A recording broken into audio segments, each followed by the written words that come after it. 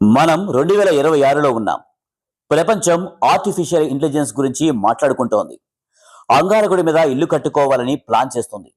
కానీ అదే ఆంధ్రప్రదేశ్లో నేటికి ఒక నిండు ప్రాణాన్ని కాపాడుకోవాలంటే డోలి అనే కరడ ఉయ్యలే గిరిజనులకు గెలుపుగుర్రం కావాల్సి వస్తుంది.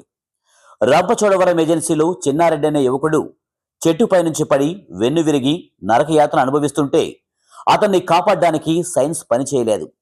ప్రభుత్వం ఇచ్చిన హామీలు పనిచేయలేదు. కేవలం తోటి మనుషుల భుజాలే దిక్కయ్యాయి.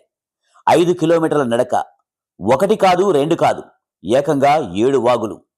ఒక్కసారి ఊహించుకోండి, ప్రాణం పోయే స్థితిలో ఉన్న వ్యక్తిని డోలీలో మోస్తూ ఆ ఉధృతమైన వాగులను దాటుతుంటే అది ఎంతటి భయానక పరిస్థితి. టెక్నాలజీలో దూసుకుపోతున్నామని చెప్పుకునే మనం ఈ దృశ్యాలను చూశాక అభివృద్ధి అనే పదానికి అర్థం ఏమని చెప్పుకోవాలి? ప్రభుత్వాలు మారుతున్నాయి, పాలకులు మారుతున్నారు, కానీ గిరిజనుడు భుజం మీద డోలీ బరువు మాత్రం తగ్గడం లేదు. ఇది ఒక చిన్నారెడ్డి కథ మాత్రమే కాదు, ఏజెన్సీ ప్రాంతాల్లో ప్రతిరోజు వినిపించే అరణ్య రోదన ఇది. ప్రభుత్వాలకు మనం అడిగేది ఒక్కటే: మీరిచ్చే ఉచిత పథకాలు, మీరు చేసే భారీ ప్రాజెక్టులు అడవి బిడ్డలకు అవసరం లేదు.